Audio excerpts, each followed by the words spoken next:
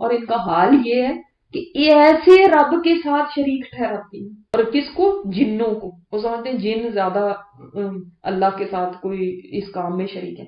وہ خلقہم، حالانکہ اس نے ان کو پیدا کیا ہے، ان جنوں کو. اور انہوں نے تراش لیے اللہ کے لیے بیٹے اور بیٹیاں بغیر علم کے. ہم نے دیکھا کہ اللہ نے بیٹیاں بنائیاں اپنے لیے. اللہ تعالیٰ نے کہیں اس کی کوئی دلیل اتاری، کہیں کوئی پیغمبر یہ پیغام لے کر آیا ہو کہ اللہ کے کوئی نعوذ باللہ بیٹے بیٹیاں.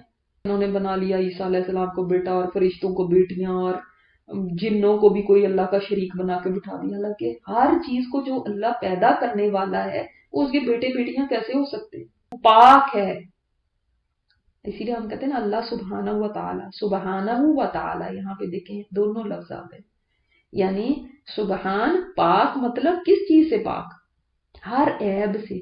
یہ بھی اللہ کے لیے عیب بیان کرنا ہے کہ اس کی بیٹیاں بیٹے ہیں یا اس کے کوئی شریک ہے، کہ اس کا مطلب ہے شریک پارٹنر تو اس کو چاہیے ہوتا ہے نا، جو خود سارا کام نہیں کر سکتا. کیوں پارٹنرشپ ہوتی ہیں بزنسز میں، کمپنیز میں؟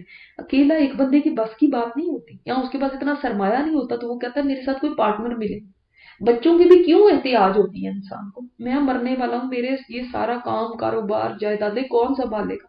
میرا بڑھاپے کا سہارا کون بنے گا؟ مجھے کون دیکھے گا؟ میرا نام لیوا کون ہوگا بعد میں؟ یہ چیز ہوتی ہے جو سب سے زیادہ انسان کو، میں اکیلا رہ جاؤں گا. اکیلے پن کو دور کرنے کے لیے بھی انسان اولاد پیدا کرتا ہے. چلو کوئی بہت امیر نہیں بھی ہے تو غریب لوگ کیوں اولاد پیدا کرتے ہیں؟ کہتے ہیں ہمارا سہارا بنیں گے، ہمیں کوئی پوچھنے والا ہوگا، ہمارے بچے ہونے چاہیے.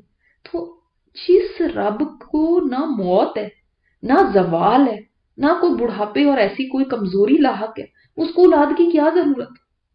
اس پہ تغیر نہیں ہے، اس پہ چینجز نہیں ہے کہ اس کے اوپر کوئی چینج آ کے اس کو وقت کے ساتھ ساتھ، جیسے انسان ہے وقت کے ساتھ ساتھ وہ زوال کی طرف جاتا ہے.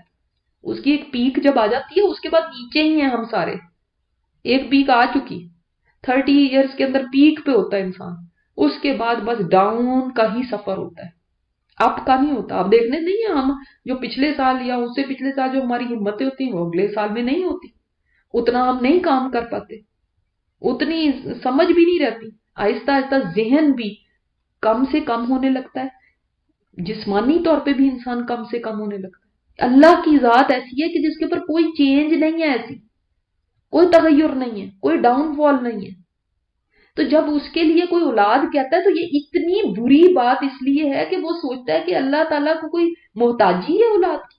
نئے سرے سے پیدا کرنے والا آسمانوں اور زمین کو، یعنی پہلے سے ان کا کوئی نمونہ نہیں تھا، کوئی ان کا پہلے سے ایسا کوئی، جیسے ہوتا ہے نا کہ ہم ایک چیز، ایون یہ جو کپڑے بناتے ہیں وہ کپڑے بھی ان کے رنگ جو ہیں وہ نیچر سے دیکھ کے لیتے ہیں.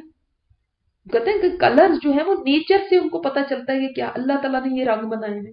تو وہ یا کوئی بھی اور چیز کوئی بنانی ہوتی ہے تو کوئی ماڈل دیکھتا ہے، کوئی آئیڈیا اس کو آتا ہے، کوئی چیز دیکھ کے کہتا ہے ہاں وہ میں نے چیز دیکھی، پھر مجھے یہ آئیڈیا آیا، پھر میں نے یہ بنائی. اللہ تعالیٰ نے کہیں سے آئیڈیا نہیں لیا کہ میں یہاں سے دیکھ کے ایسی چیز بنا لوں. نہیں، وہ بدیع ہے، یعنی انیشیٹ کرنا، بالکل نئی ایک چیز ایجاد کرنا. اس نے ایسے آسمان اور زمین بنائے ہیں. آسمانوں سے مطلب کیا ہے؟ اوپر دیکھ رہے ہیں صرف یہ نہیں، جتنی کائنات ہیں، جتنی گلیکسیز ہیں، جتنی ستارے، سیارے، چاند، جتنے یہ سب کائنات میں جو کچھ پھیلا ہوا ہے وہ سب جو زمین کے اوپر ہے. زمین تو بہت ہی چھوٹی سی چیز ہے اس کے سامنے. تو یہ صرف آسمان کی طرف دیکھ کے نہ سوچیں اچھا اس آسمان کو، السماوات، جتنے بھی کائنات ہیں. کیسے ہو سکتا ہے اس کا کوئی بیٹا؟ ولم تکن لہو صاحبہ، اس کی تو کوئی بیوی بھی نہیں. وہ تو کہتے نا ٹرینٹی کو کہ فادر سن اور پھر حضرت مریم کو ساتھ بنا لیتے. بعض نے جنات کے ساتھ رشتہ داریاں بنا دی، نعوذ باللہ اللہ تعالیٰ کی. تو تم تو دیکھتے ہو کہ تمہارا نظام ایسے ہے کہ کوئی آدمی ہوتا ہے، اس کی بیوی ہوتی ہے اور پھر اس سے کوئی اولاد پیدا ہوتی. اللہ تعالیٰ کی جیسا تو کوئی ہے ہی نہیں، اس کی نہ کوئی بیوی ہے نہ اس کا کوئی بیٹا ہے. اس نے سب چیز کو کریٹ خود کیا ہے، وہ سب اس کی کریشن ہے. تو مخلوق خالق کے برابر کیسے ہو سکتی ہے؟ جو بیوی بھی ہوتی ہے وہ اس کی ساتھی ہوتی ہے، اس کی جنس سے ہوتی ہے. ایسے نہیں ہوتا کہ انسان کا پیار کوئی بندر کے ساتھ ہو جائے، ایسے تو نہیں ہو سکتا نا. تو جب اس کے جیسا کوئی ہے ہی نہیں، سبھی اس کی مخلوق ہے، تو پھر اس کے جوڑا کیسے ہو سکتا ہے؟ جب اس کا جوڑا ہی کوئی نہیں تو اس کی اولاد کہاں سے ہوگی؟ وہ بکل شیء علیم، اور وہ ہر چیز کا جاننے والا ہے. مخلوق کو بنا کے بھی اس نے چھوڑا نہیں ہے، وہ ان کا ہر چیز کو پتہ رکھنے والا، علم رکھنے والا. جب ہم سوچتے ہیں نا وہ بکل شیء علیم، تو ہمارے دماغ میں یہ آتا ہے کہ یہ زمین کے اوپر جتنے جاندار ہیں، بے جان ہیں، ہر چیز کا علم اللہ کو ہے، سمندر کی مچھلیوں کا ہے، کیڑوں کا ہے، پرندوں کا. لیکن آپ نے کبھی سوچا کہ اللہ تعالیٰ کائنات کا رب ہے، چلانے والا ہے، بنانے والا ہے، سسٹینر ہے، مینٹینر ہے. ہم اتنی چھوٹی سی اپنی زمین کا صرف سوچتے ہیں. کبھی سوچتے ہیں آپ کے کائنات میں اللہ ہی بہتر جانتا ہے، اس کے لشکروں کو وہی جانتا ہے. قرآن میں ہے نا، اللہ کے لشکروں کو وہی جانتا ہے. اللہ ہے تمہارا رب. کوئی کسی کو کہہ دے کہ میں رب ہوں، فرعون نے کہا انا ربکم الاعلی، اس سے کوئی رب نہیں بن جاتا. رب وہ ہوتا ہے جو بولنے سے نہیں بنتا. میں رب کسی نے کہہ دیا، نمرود نے کہہ دیا میں رب. آج کے لوگ کہہ رہے ہیں ہم ہی رب بن گئے ہیں، ہم نے اتنی ترقیاں کر لی. فرعون نمرود کیا چیز تھے جی؟ وہ تو پرانے لوگ تھے، ان کو کیا پتا تھا ہم بہت بڑی چیز ہیں، ہم ہیں رب، ہم سب چلا رہے ہیں. منہ سے نہ بھی بولیں، باتیں ہیں اور اپنے دعوے تو یہی ہیں، لیکن تم دیکھو منہ سے بولنے سے کوئی رب نہیں بن جاتا. رب وہ ہوتا ہے جس نے یہ سارا نظام چلایا ہوا ہے، جو وہ کام کر کے دکھائے جو رب والے ہیں. اور انسان میں سے کوئی ایسے کام نہیں کر سکتا. تو تم کہاں سے مالک اور رب اور چلانے والے اور مینٹین کرنے والے اور نگہداشت کرنے والے اور پرورش کرنے والے تم کہاں سے ہوگا؟ مالک تو وہ ہے جس نے خلق کل شیء، ہر چیز کو اس نے، کل شیء میں کیا آ گیا؟ کوئی چیز باقی رہ گئی؟ جب کہہ دیا خلق کل شیء، اس نے پیدا کیا ہر چیز کو. جو پیدا کرنے والا وہی مالک ہوگا نا. میرا اور آپ کا جو اختیار چیزوں پہ وہ تھوڑا لمیٹڈ اللہ نہیں دیا ہوا کہ یہ لو میں تمہیں امانت دیتا ہوں، ہم خام خواہ مالک بنے بیٹھے ہیں. میری زندگی، میری ذات، خلق کل شیء میں اور آپ بھی تو آتے ہیں. اس کا مطلب مجھے اور آپ کو بھی تو اس نے پیدا کیا. تو پھر کیوں کہتے ہیں میری زندگی، میری جو مرضی ہوگی؟ آپ تو اپنے آپ کے بھی مالک نہیں ہیں. اپنے آپ کو خود پیدا کر لیتے. آپ کے ہاتھ خود پیدا کیے، آنکھیں خود پیدا کیے، کان خود پیدا کیے، ناک خود پیدا کیے، کچھ بھی نہیں. ایک ایک سانس کی بھی آپ محتاج ہیں. کیا مرضیاں کرتے ہو بھائی؟ چھوڑو ان مرضیوں کو. لا الہ الا ہو، تو کوئی الہ نہیں ہے اس کے سوا. جب رب وہ ہے جو مالک، جو خالق، جو چلانے والا، تو الہ میں اور رب میں کیا فرق ہے؟ رب میں یہ ساری چیزیں آ جاتی ہیں جو میں آپ کو بول رہی ہوں. مالک، خالق، چلانے والا، پرورش کرنے والا، نگہداشت کرنے والا، حفاظت کرنے والا، رزق دینے والا، ضرورتیں پوری کرنے والا، وہ سب کیا ہے؟ رب. ٹھیک ہے. الہ کیا ہوتا ہے؟ الہ مطلب وہ جو عبادت کے لائق ہے. تو کوئی عبادت کے لائق بھی نہیں، کیونکہ پرابلم یہاں نہیں تھا کہ وہ اللہ کو رب نہ مانتے. وہ سب مشرکین اللہ کو رب مانتے تھے، کہتے تھے ہاں اللہ ہی ہے جو یہ، جس نے، جب پوچھا جائے قرآن پاک میں بھی ہے کہ جب ان سے پوچھا جاتا تھا زمین و آسمان کس نے پیدا کیا، تو کہتے ہیں اللہ نے. لیکن پرابلم کہاں آتا تھا؟ عبادت جب کرنے لگتے تھے دوسروں کو شریک کرنے لگ جاتے. تو پھر لا الہ، پھر یہ بھی مانو کہ کوئی الہ نہیں، کوئی عبادت کے لائق نہیں الا ہوا، مگر وہ. آج بھی کہتے ہیں بیٹے تو اللہ نہیں دینے، اولاد تو اللہ نے دینی، کام تو اللہ نے دینے، لیکن جا کے سجدے ہم نے قبر پہ کرنے. جب ان سے پوچھا جائے کہتے نہیں دیتا تو اللہ ہی ہے. وہ خدا کے بندو، تم کہتے ہو ان کو جا کے کہتے ہو اللہ معاف کرے داتا صاحب آپ نے دینا ہے، اجمیر شریف میں جا کے کہتے ہو آپ نے دینا ہے، آپ انہی کے صدقے ہم کھاتے ہیں، ہمیں تو ورنہ ملنا ہی نہیں تھا. کہتے ہیں جب آپ مانتے ہو کہ ایک اللہ ہے یہ سارا کچھ کرنے والا، پھر کیوں اس کی عبادت کے اندر شریک کرتے ہو کہ یہ دیں گے ہمیں؟ ہر چیز کا کار ساز وہی ہے.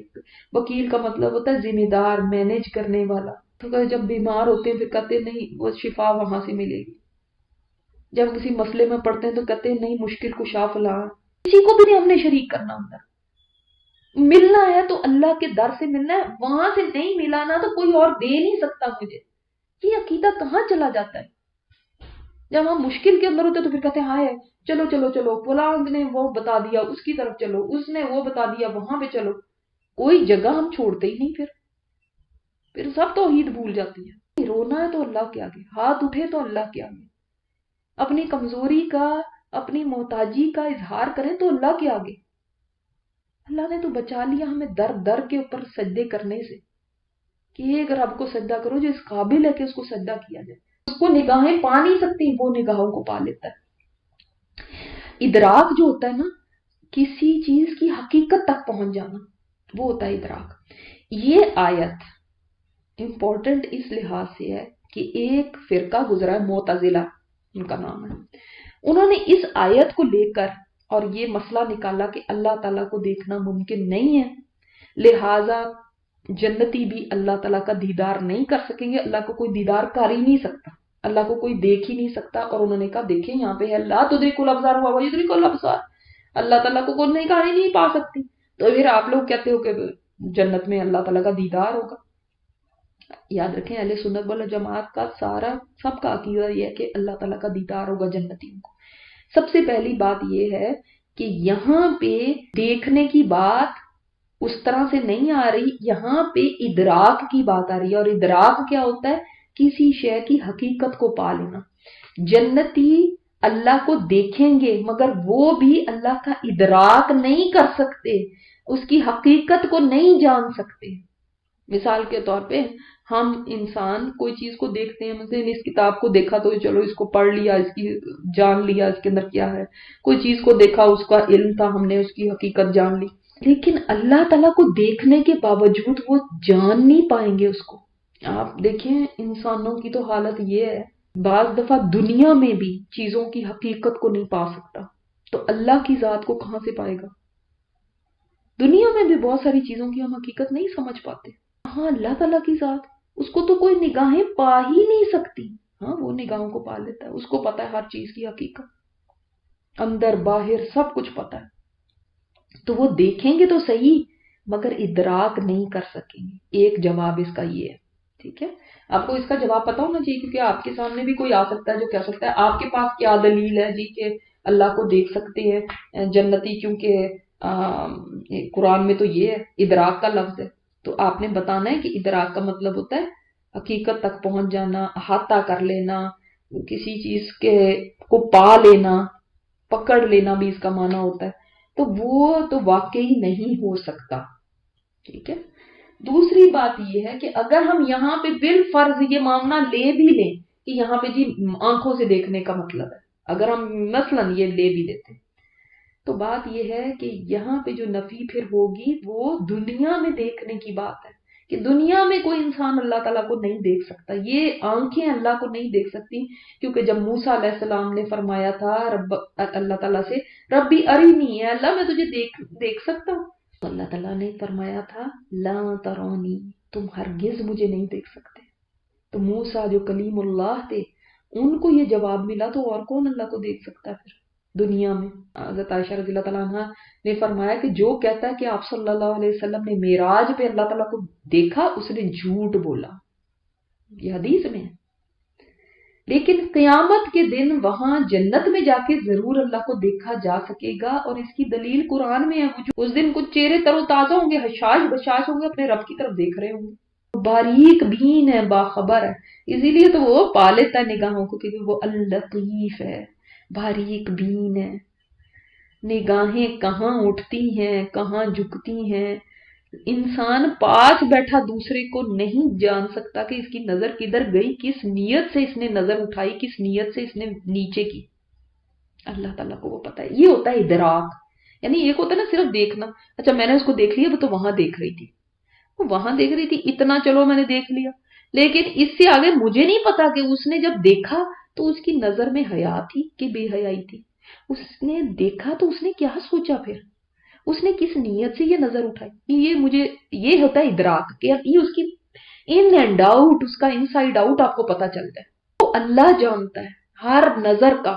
تو سوچ لیں جب ہماری نظریں اٹھتی ہیں نا کہیں، سوچ لیا کریں کہ ان نظروں کو اللہ ہی جانتا ہے، کوئی جانے نہ جانے، شوہر نہیں جانتا، بچے نہیں جانتے، کوئی اور نہیں جانتا، مگر میرا اللہ جانتا ہے کہ یہ میری نظر کہاں اٹھی ہے، کیوں اٹھی ہے، کس نیت سے اٹھی ہے، کیا لے کے لوٹی ہے. آ گئی تمہارے پاس کھلی دلائل تمہارے رب کی طرف سے. یہ کھلے دلائل ہے نا، قرآن کھلی دلیل ہے، کیا اس سے زیادہ کھلی باتیں ہو سکتی. اور اسی طرح آپ صلی اللہ علیہ وسلم کی ذات ان میں موجود تھی. جو دیکھتے تھے ان کو کہ پہلے بھی باتیں کرتے تھے، یہ والی باتیں تو نہیں ہوتی تھی، اب یہ جو باتیں یہ ڈفرینٹ ہی ہیں جو وہی کی بات کہہ رہے ہیں، تو تمہارے پاس کھلی دلیلیں آ گئی تمہارے رب کی طرف سے، آج ہمارے پاس نہیں ہے۔ فمن ابصر فلی نفسی، تو جو کوئی دیکھ لے گا نا تو اس کے اپنے لیے اچھا ہے، ومن عمی فعلیہا، جو اندھا بنا رہا تو اس کے اپنے اوپر ہے اس کا وبال، اس کے اپنے خلاف ہے۔ لیکن جب ہم کوئی نیکی کرتے ہیں نا تو اصل میں ہم اپنے ساتھ بھلائی کر رہے ہوتے ہیں، کسی اور کے ساتھ تو وہ بعد میں ہے، آپ کسی کے کام آ گئے، کسی کے غم میں اس کو آپ نے پریشانی کو دور کر دیا، کسی کی اور تکلیف کو دور کیا، کسی کے کام آئے، وہ آپ سوچتے میں اس کے کام آ گئی، میرا اس کے اوپر احسان ہے، حالانکہ وہ سب سے پہلے ہم اپنے آپ پہ احسان کر رہے ہوتے ہیں۔ نیکی کر کے آپ کا احسان اپنی ذات پہ ہے کہ آپ نے اپنے لیے جنت کے لیے ایک اور عمل تیار کر لیا کہ آپ کے ترازو میں نیکیوں کے پلڑے میں وہ پڑا ہوگا، بہت وزنی بھی ہو سکتا ہے آپ کی نیت کے مطابق، ہلکا بھی ہو سکتا ہے، لیکن آپ نے تیار کر دیا اپنے لیے نیکیوں کے پلڑے میں ایک اور وزن، اپنے ساتھ بھلائی کی کہ اس کے ساتھ، آپ کی تو اپنے ساتھ بہت بڑی بھلائی ہے، اس کے ساتھ تو چلو چھوٹی سی، آپ نے اس کی پیاس بجھا دی، اس کو کھانا کھلا دیا، اس کے ساتھ وہ تو بہت چھوٹی سی چیز ہے، ختم ہو جانے والی ہے، لیکن جو آپ نے اپنے ساتھ بھلائی کی نا وہ آخرت تک رہنے والی ہے، وہ وہاں کے ترازو میں تلے گی جہاں پہ آپ کو سب سے زیادہ ضرورت ہوگی۔ برائی کرے، جو اس ہدایت سے منہ موڑے، وہ کہ میں نے نہیں سننا، میں نہیں مانتی، میں نہیں آتی، میں نہیں سیکھوں گی، تو کسی کا کوئی نقصان نہیں، اپنا ہی نقصان کیا، اپنے آپ کو خود ہی جنت سے دور کر کے انسان اپنا نقصان کرتا ہے نا، کسی اور کا کیا نقصان ہے؟ آ جائے گا ایک انسان کو تو وہ کہے گا یا اللہ میں اندھا کیوں ہوں، میں تو دنیا میں دیکھتا تھا، میری آنکھیں تھی، تو کہا جائے گا تو دنیا میں اللہ کے ذکر سے اندھا بنا رہا تو آج بھی اللہ اندھا ہی اٹھاتا ہے، تم اندھے بنے رہے نا، تم بلائنڈ بنے رہے جیسے کہ ہے ہی نہیں ہے یہ قرآن، تو اللہ تعالیٰ اس دن اندھا اٹھائے گا جو اس دنیا میں سے اندھا، یعنی فزیکل آئز سے تو دیکھتا تھا لیکن اس نے ایسے ہی زندگی گزاری جیسے وہ دیکھتا ہی نہیں ہے کہ کوئی اللہ کے احکامات ہیں، کوئی اللہ کا قانون ہے، اسے اندھا بنا رہا۔ نہیں میں تمہارے اوپر نگران، یعنی آپ ان سے کہہ دیجئے کہ میرا کام تمہارے اوپر نگرانی کرنا نہیں ہے، میں کوئی داروغہ نہیں ہوں، میں تمہارا جواب دہ نہیں ہوں، میرا کام صرف بتا دینا ہے۔